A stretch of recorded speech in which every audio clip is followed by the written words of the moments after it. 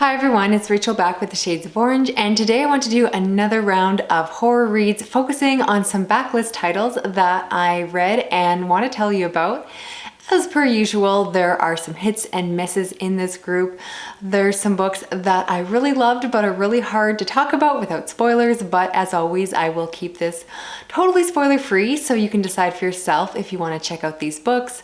All that being said, let's get started. First, let's start with one of my favorites of the group, and that is Stranded by Bracken MacLeod.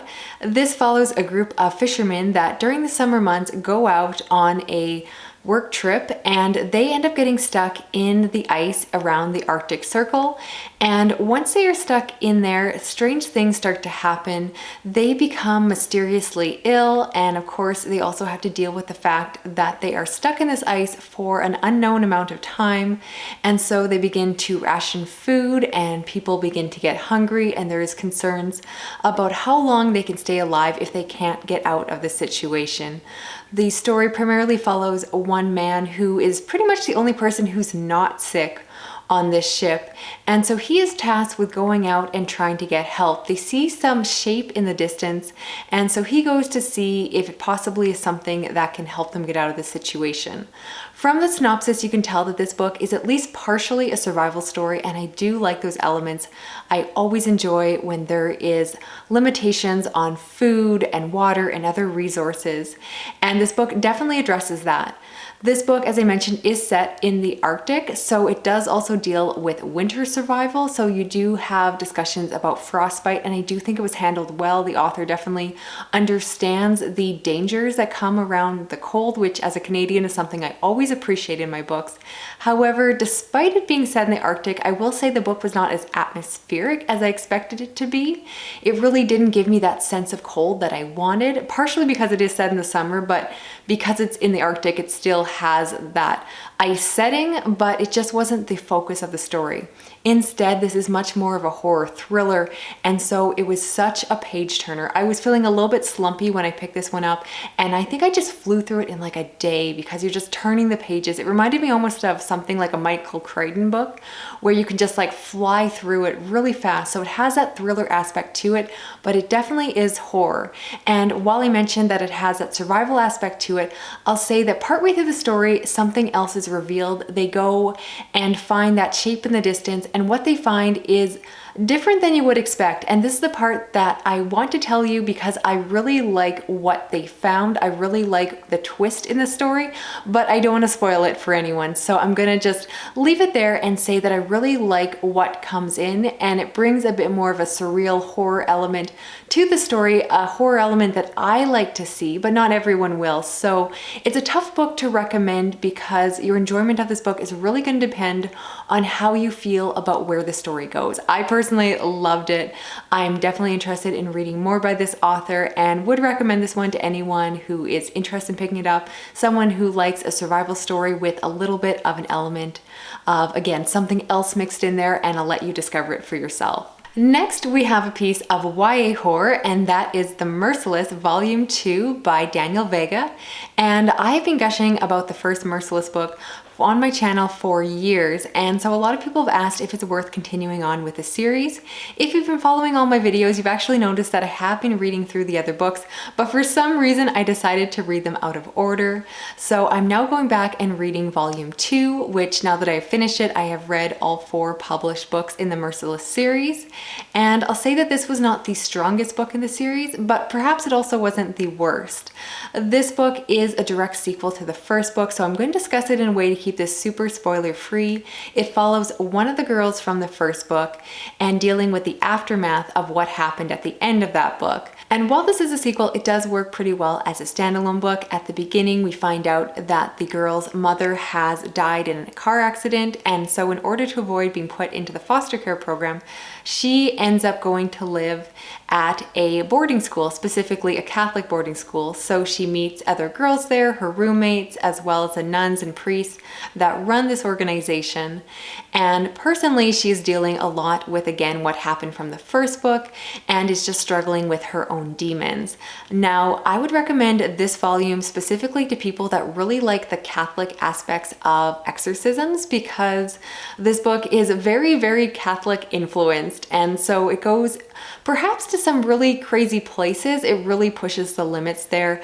I do enjoy those religious aspects and those overtones, specifically the Catholicism behind it. So I did appreciate it probably more than other readers will. But if that's not your favorite part of a possession and exorcism story, this one may not work as well for you. I'll be honest, the plot was a little bit over the top. It definitely kind of followed the same tropes as the first book, but didn't do them as well. And the characters are a little bit flat. There's kind of a love interest, and like I said, it just goes to some really crazy places.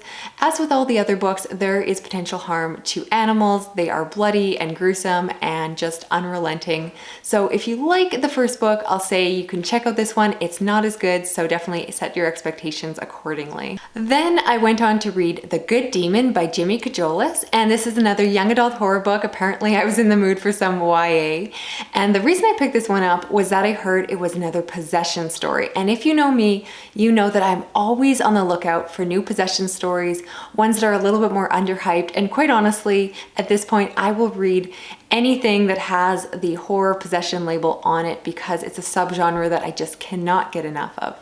So this story is actually really unique compared to a lot of other ones I've read because it follows a girl, but it is set after she has been possessed and after the exorcism has taken place. So I really like the setup of this one. You meet the girl and she is very moody and lonely and actually missing the demon who in some ways was her companion.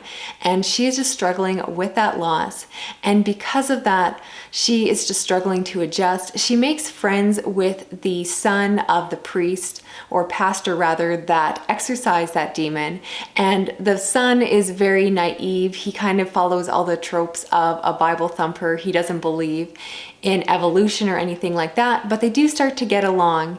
And the girl herself is an interesting female character because she really read like a tomboy, and I actually kept forgetting that she was a female character throughout the book. So not my favorite character work, and in terms of the plot, I just didn't really get immersed in the story the way I wanted to. So I ended up being pretty disappointed by this one, but I don't regret reading it because, like I said, I just want to read all the possession stories. So if you have any recommendations for a possession story or a story just involving an exorcism that you don't think I've read, you don't think I've heard of, I would love your recommendations in the comment section because, again, I'm always on the lookout. I want to do another recommendation video on the topic, and I just need to read more of them. Finally, let's talk some horror manga, and I read Frankenstein by Junji Ito, and this is a collection that is a little bit different than some of his other work. So the first half of the story is a retelling of Frankenstein, which of course is written by Mary Shelley, and so he brings his own illustrations to the work. But other than having some good gruesome imagery, it's a very true retelling, which surprised me. I thought that he was going to take it to a different place, but it's actually very close to the original work. And unfortunately, I am not a huge fan of the Frankenstein narrative. I have tried reading the classic book several times and just cannot get into it, which makes me sad, but I do struggle with a lot of classic books regardless of genre. And I just found the story to be quite boring. There were some good panels with some gruesome moments, but really Frankenstein in a lot of ways, as people will mention, is more a story of science fiction. And so it's really not about the gruesome aspects of the monster. Instead, it's really more about the man that made him.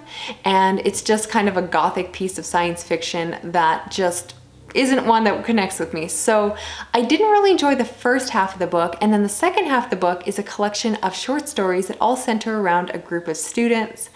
And these stories are interconnected because you find out that they are possibly all part of the same multiverse, and so you get to see almost alternative timelines of what happened, and there's overlap within the stories. And I think in terms of a concept, it was really cool. I love horror that has elements of science fiction, so I appreciated it, but it wasn't particularly scary and it wasn't particularly interesting outside of the idea of it being a multiverse setup. So cool setup, but I was kind of underwhelmed by the stories themselves.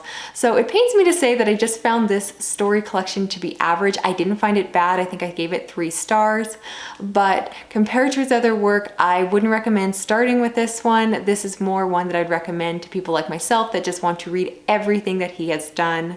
And I'm definitely glad that I checked it out. I could see myself revisiting it in the future. There was a very short story at the end involving a creepy doll, basically where young girls slowly become dolls, and you know me, I love creepy dolls, and that one was a lot of fun. So still worth checking out if you're a hardcore Junji Ito fan like myself. So that is it for this video. Thank you so much for watching. As always, in the comments, let me know which of the books you are most interested in checking out for yourself, and also recommend me your favorite possession story, whether or not you think it's one I've heard of or read.